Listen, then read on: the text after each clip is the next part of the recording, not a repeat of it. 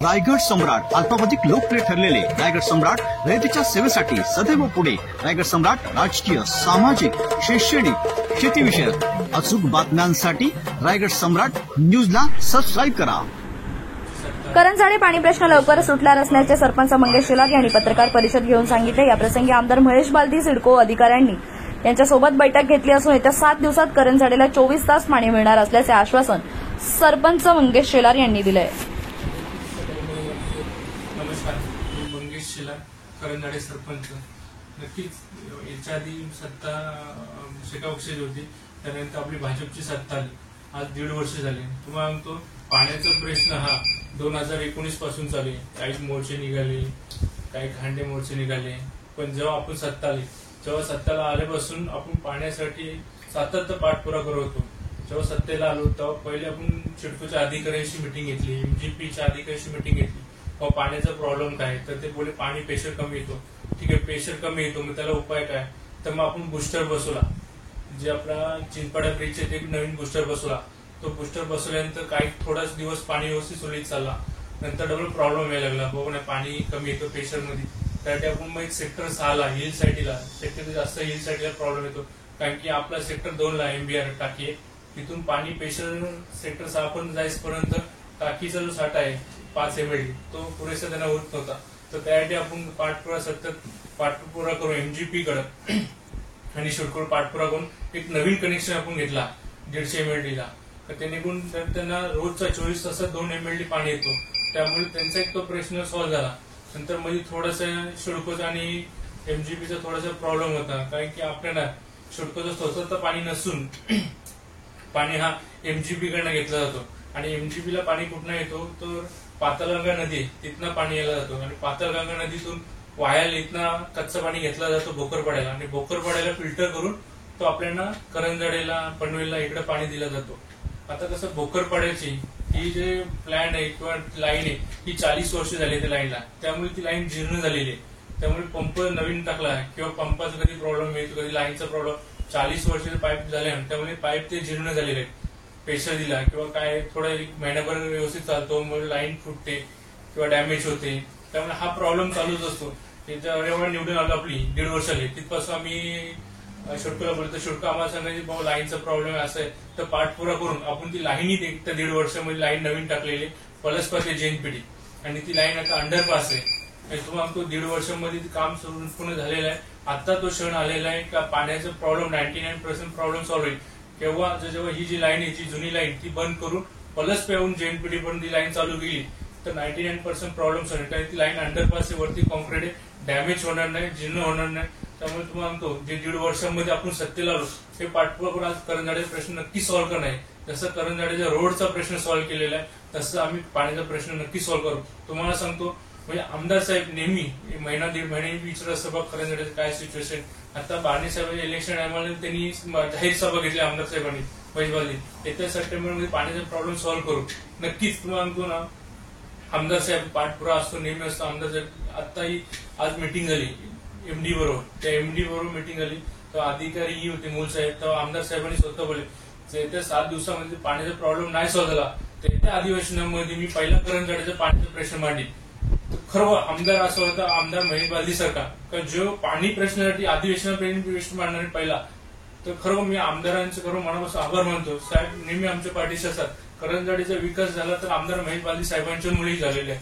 तर तुम्हाला सांगतो, आमदार साहेबांनी आता उद्याही आमदार साहेबांना आज मिटिंग झाली एमडी बरोबर, नंतर एमजीपीचे वायदंडे साहेब आहेत त्यांच्याशी चर्चा केली, त्यांनाही बोलले कधीपर्यंत लाईन चालू, ते बोले येत्या 7 दिवसामध्ये प्रॉब्लेम सॉल्व्ह होईल। तरी आमदार साहेब बोलले उद्या आम्ही मंत्रालयामध्ये जाणार आहे, मंत्रालयामधनं तिथेही पाठपुरा करणार आहे। नक्कीच तुम्हाला सांगतो, करंजाडेचा प्रश्न सॉल्व्ह करतील तर आमदार महेश बालदी साहेबच करतील, दुसरा कोणी करणार नाही। काही लोक काही राजकारण करतात, तिथं राजकारण कोणी करू नये। तुम्हाला सांगतो, मी जनतेला सर्व आवाहन करतो का खरं तुम्हाला पाण्याचा प्रश्न 99% प्रॉब्लेम सॉल्व्ह होईल।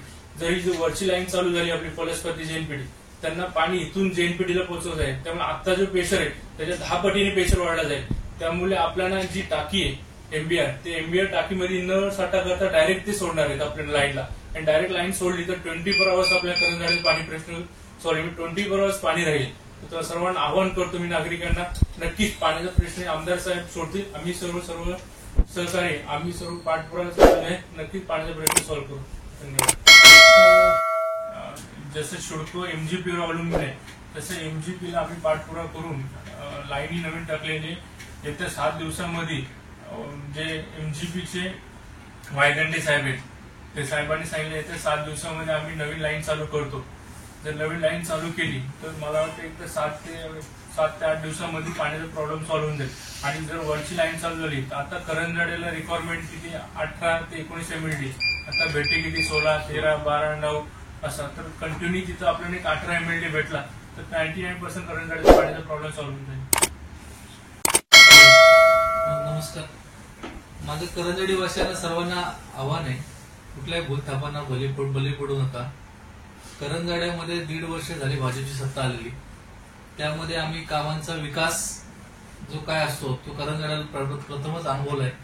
आज रस्ते झालेत, आज गार्डनचं काम चालू आहे, निविदा प्रक्रियेमध्ये आहे. टाटा पावरचा रस्ता आम्ही केलाय. त्यानंतर आम्ही करंजाड्यात छोटे मोठे आदिवासी वाड्यांना घरकुलं मंजूर करून दिले. घरकुलाची कामं सुरू होणार आहेत. राहिला पाण्याचा प्रश्न, तर पाण्याचा प्रश्न हा भाजप सत्तेत येण्याआधी करंजाड्यात पाणी प्रश्न हा फार गंभीर होता. जेव्हापासून भाजप सत्तेत आली त्यानंतर आम्ही त्याचा पाठपुरावा करून तो प्रश्न आता कायमचा संपवत आणलेला आहे. आज माननीय आमदार श्री महेश बालदी साहेबांनी आज एमडी सोबत सिडकोच्या एमडी सोबत बैठक घेतली. स्वतः मंगेशजी शेलार होते, आमचे शिवप्रतिष्ठानचे अध्यक्ष सत्यजित पाटील साहेब होते. त्यामध्ये आज दिनांक 13 जून साधारणतः आपला हा पाणी प्रश्न हा कायमचा 22 जून पर्यंत कायमचा मार्गी लागू शकतो. हे 100% लागेल असं आज ज्या झालेल्या प्राथमिक चर्चेनुसार आपण सांगतो. आणि जर हा प्रश्न आता एकदम कायमचा मार्गी लागेल, कारण जी आपली जुनी लाईन होती करंजाड्यात जो पाणी पुरवठा सप्लाय होतो ती 40 वर्ष जुनी असल्यामुळे ती जीर्ण झालेली आहे. जर तिथूनच मूल साहेब होते, आमदार साहेबांनी वायदंडे साहेबांना तिथंच फोन लावला समोरासमोर, आणि वायदंडे साहेबांनी ज्या प्रकारे सांगितलं की 22 आता येत्या सोमवारी ईद आहे, ईदमुळं तो आपल्याला शटडाऊन घ्यायचा नाहीये, म्हणजे शटडाऊन घ्यायचा नाही की मुस्लिम बांधवांना त्रास नको.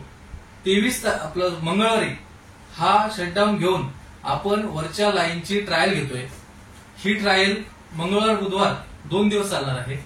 ही ट्रायल सक्सेस झाली तर आपल्याला शनिवारी किंवा रविवारी जास्तीत जास्त सोमवारपासून ही आपल्याला पाण्याची समस्या करंजाड्यातून कायमची संपलेली असेल. 24/7 पाणी आपल्याला उपलब्ध होईल. हे जे आपल्या इथं झोनिंग केलेली आहे, झोन 1, झोन 2, ही झोनिंग सिस्टीम कायमची बंद होईल. कारण आपल्याला एमबीआरची गरज लागणार नाही.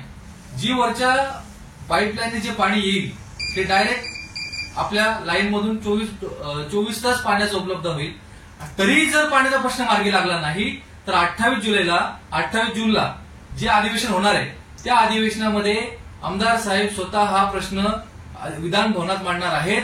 तसेच उद्या गुलाबराव पाटील पाणी पुरवठा मंत्री यांच्याकडे सुद्धा बैठक लावलेली आहे. ती साधारणतः दुपारी 1:30 वाजता बैठक आहे. त्या बैठकीमध्ये सुद्धा ते एमजीपीच्या अधिकाऱ्यांना निर्देश देणार आहेत. आणि 100% करंजाड्यात पाणी प्रश्न हा भाजप निकाल लावू शकतो असा आम्हाला विश्वास आहे. आणि हा 100% आम्ही 30 जूनच्या आतमध्ये ह्याच महिन्यामध्ये आम्ही पाणी प्रश्न कायमचा निकाल लागू आणि करंजाड्याच्या जनतेला पाण्याचा प्रश्न येणार नाही.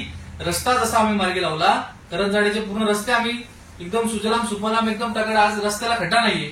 आज येत्या साधारणतः दिवाळीच्या आसपास आपलं गार्डनचं टेंडरचं सुद्धा निविदा प्रक्रिया पूर्ण होईल. आणि जे करंजाड्यातल्या नागरिकांना मूलभूत सुविधा आहेत, रस्ते, गटर, पाणी, गार्डन, ह्या सर्व सुविधा देण्याचा आम्ही प्रयत्न करतोय. आणि आम्हाला सरपंचांवर आणि आमदारांवर 100% विश्वास आहे आणि हे आम्ही करून दाखवू. धन्यवाद.